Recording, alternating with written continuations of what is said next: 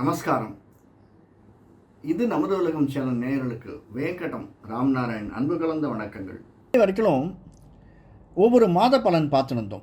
இப்போ நாம் பார்க்க போகிறது வித்தியாசமான புது வருட பலனோடு சேர்ந்த மாத பலன். அதாவது வரக்கூடிய சித்திரை மாதத்தினுடைய பலன். ஏப்ரல் மாதம் 13ஆம் தேதி பிறக்கக்கூடிய மிருகசீர்ஷ நட்சத்திரத்தில் பிறக்கக்கூடிய இந்த சித்திரை மாத பலன் பார்க்குறதுக்கு முன்னாடி கிரக பொசிஷன்ஸ் பார்த்துக்கலாம். இது செவ்வாய் திசையில் பிறக்கிறது. அதனால் லக்னம் விருச்சிக லக்னம், நமக்கு 8ல் லக்னம். நமக்கு சூரியன் குரு மேஷத்தில், மிதுனத்தில் சந்திரன், கன்னியில் கேது, கும்பத்தில் சனி செவ்வாய், மீனத்தில் புதன் ராகு சுக்கிரன் இருந்து இந்த மாதத்தை நம்ம கன்ஃபார்மாக வழி நடத்துகிறாங்க. இதில் பியூட்டி என்னென்னா, முக்கியமாக ஒரு 15 நாளைக்கு அப்புறமா குரு பயிற்சி நடக்க போகிறது. ஸோ இந்த குரு பயிற்சியும் 15 நாள் குரு மேஷத்தில் இருப்பார், அடுத்த 15 நாள் குரு ரிஷபத்துக்கு போயிடுறார்.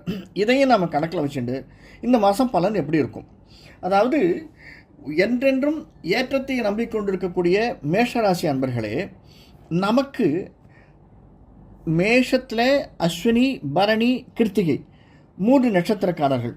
அஸ்வினி கேதுவனுடைய தசை, பரணி சுக்கிரனுடைய கால், கிருத்திகை சூரியனுடைய கால்.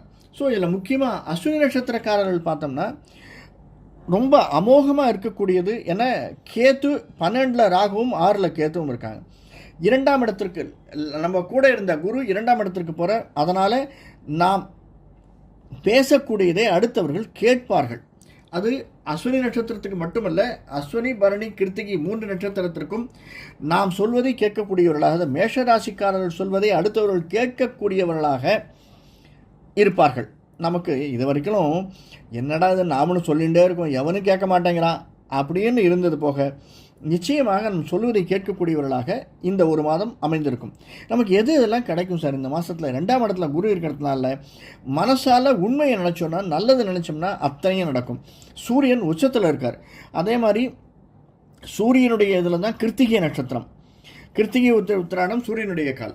அதனால் கிருத்திகை நட்சத்திரத்தில் இருப்பவர்களுக்கும் இது ரொம்ப ரொம்ப ரொம்ப மேன்மையை தரக்கூடிய மாதமாக அமைந்திருக்கிறது. கணவன் மனைவி உறவு என்பது அந்யோன்யமாக அதிகமாக இருக்கக்கூடியது.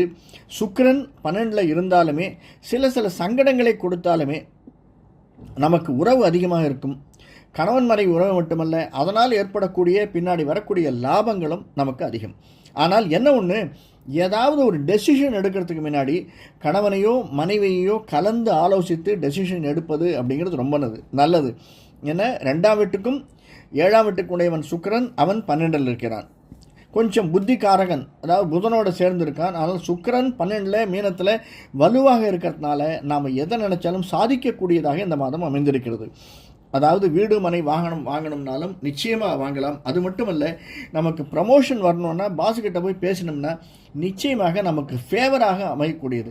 அதாவது எங்கெங்கெல்லாம் பைசா வரக்கூடியதோ, நமக்கு பணம் அதிகமாக வரக்கூடியதெல்லாம் இந்த மாதத்தில் நிச்சயமாக மேஷராசிக்காரர்களுக்கு வரும் என்பதில் சிறிதும் சந்தேகமில்லை.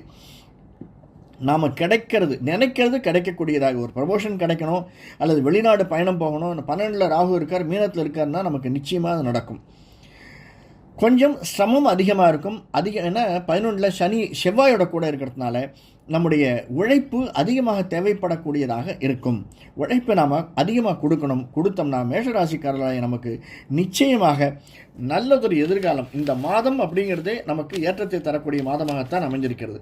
முக்கியமாக பிஸ்னஸ் பார்க்கணுன்னு வச்சிங்களேன், எல்லா பிஸ்னஸுமே நல்லா இருக்கும். இருந்தாலும் 10ஆம் வீட்டுக்குடைய சனி 11ஆம் வீட்டில் இருக்கிறதுனால நிச்சயமாக அதுவும், அது மட்டுமல்ல 7, 8, 9ஆம் பார்வையாக 15 நாளைக்கு அப்புறம் குருவனுடைய பார்வை இருக்கிறதுனால நிச்சயமாக அந்த ஷேர்ஸ் பிஸ்னஸ் கொஞ்சம் டல்லாக இருந்தாலும் பணம் வரக்கூடியது எதிலையாவது நம்ம போட்டோம்னா அதுலேருந்து நமக்கு ரிட்டர்ன்னு ஒன்று சொல்லுவாங்க இல்லையா, அந்த ரிட்டர்ன் வரக்கூடிய பிஸ்னஸ் நிச்சயமாக நல்லாயிருக்கும்.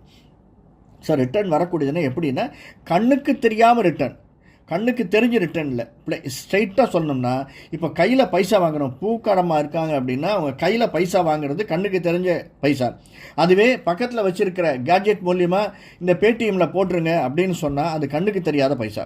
ஸோ இந்த மாதம் மேஷராசிக்காரர்களுக்கு அதிகமாக வரக்கூடியது கண்ணுக்கு தெரியாத பைசா நமக்கு வரும். அதனால் அது மட்டுமல்ல, சில சங்கடங்களும் நமக்கு ஏற்படும். பாதத்தில் உபாதையும் கணுக்காலில் அதன் மூலியமாக ஏற்படக்கூடிய தலைவலியும் தலை சுத்தலும், அதிகமாக வெயில் இருப்பதனால, ஏன்னா சூரியன் உச்சத்தில் இருப்பதனால வெயிலால் ஏற்படக்கூடிய சிரமங்களும் நமக்கு அதிகமாக இருக்கும்.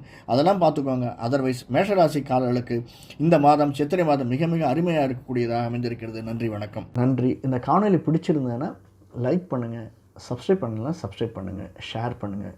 வணக்கம்.